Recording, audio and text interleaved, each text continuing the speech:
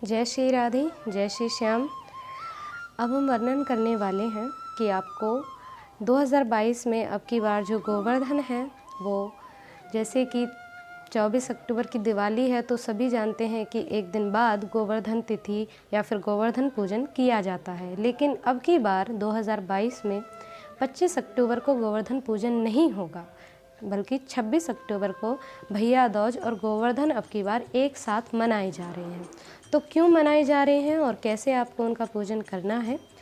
तो सबसे पहले 24 अक्टूबर को दिवाली का पूजन किया जाएगा रात्रि विशेष में, जैसे सभी मैया लक्ष्मी का पूजन करते हैं उसी भांति 25 अक्टूबर को ग्रहण लग रहा है जो कि सूर्य ग्रहण है।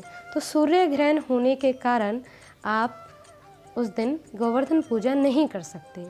वैसे जो सूर्य ग्रहण का महत्व दिया है कि ग्रहण में आपको 25 अक्टूबर को हमारे यहाँ पर पूर्णित रूप से ग्रहण नहीं है, आंशिक ग्रहण माना गया है, जो कि पूर्णित रूप से यूरोप, उत्तरी पश्चिमी एशिया और अंटार्कटिक इत्यादि देशों में, इन प्रदेशों में जो विशेष रूप से सूर्य ग्रहण लग रहा है।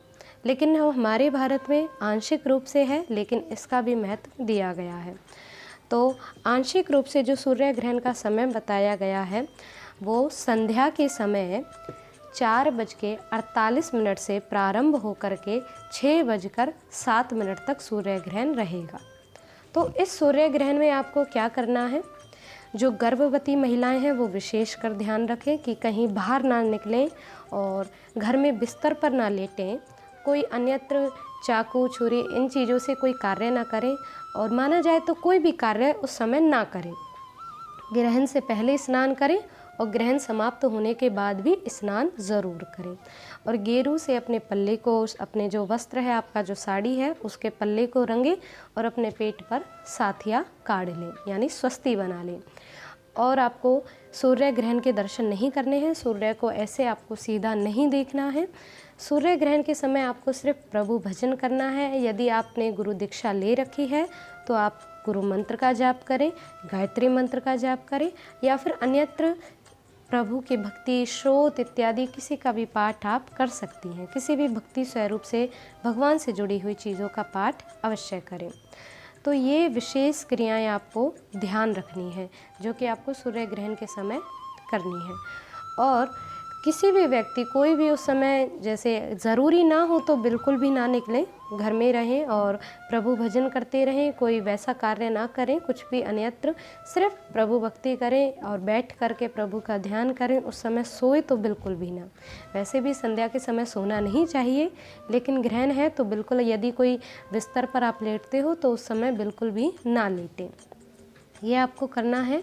और ये विशेष ध्यान रखें, जो गर्भवती महिलाएं हैं या फिर और भी अन्यत्र लोग भी इस बात का ज़रूर ध्यान रखें कि सूर्य ग्रहण के समय आप कोई भी धातु की वस्तुओं को अपने अंग पर, अपने शरीर पर धारण ना करें। जैसे कानों के आप कुंडल पहनती हैं या फिर गले में कुछ धारण कर रखा है, तो स्वर्ण धातु हो या फिर कैसी भी धातु हो, आप उसे धारण ना करें, क्योंकि सूर्य ग्रहण है तो इसलिए आप उसे धारण ना करें। बाकी आप प्रभु भक्ति करते रहें। तो जब ग्रहण समाप्त हो जाए उसके बाद में स्नान अवश्य करें। तो ये था ग्रहण का समय और ग्रहण के किस कारण से आप गोवर्धन पूजा नहीं कर सकते, क्योंकि प्रतिपदा तिथि में सूर्य ग्रहण लग रहा है। और जो प्रतिपदा तिथि है वो 26 अक्टूबर को दोपहर के 2 बजे यानी 2:45 पर समाप्त हो रही है। तो 2:45 पर समाप्त होने के कारण, इसी कारण से आपको जो गोवर्धन पूजन है वो आपको 26 अक्टूबर को ही करना पड़ेगा। 26 अक्टूबर को प्रातःकाल आपको गोवर्धन पूजन 6:30 बजे से लेकर के 8:55 तक होगा।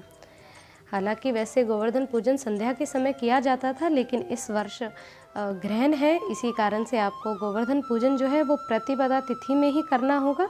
और प्रतिपदा तिथि 26 अक्टूबर को संध्या तक तो है नहीं, क्योंकि द्वितीया तिथि यानी दौज लग जाएगी आपके 2:45 के बाद में। इसी वजह से आपको प्रात में ही गोवर्धन पूजन करना होगा। तो प्रात आपको 6:30 बजे से 8:55 तक आपको ऐसे भी गोवर्धन पूजा करें। आप गोबर से श्री ठाकुर जी का गोवर्धन स्वरूप, गिरवरधारी स्वरूप बनाएं और उनका पूजन करें। तो पूजन करने के पश्चात ये थी आपकी गोवर्धन पूजा आपको कैसे करनी है और कितने समय से करनी है। दूसरा, 2:45 यानी 2:42 से आपकी द्वितीया तिथि दौज लगने वाली है।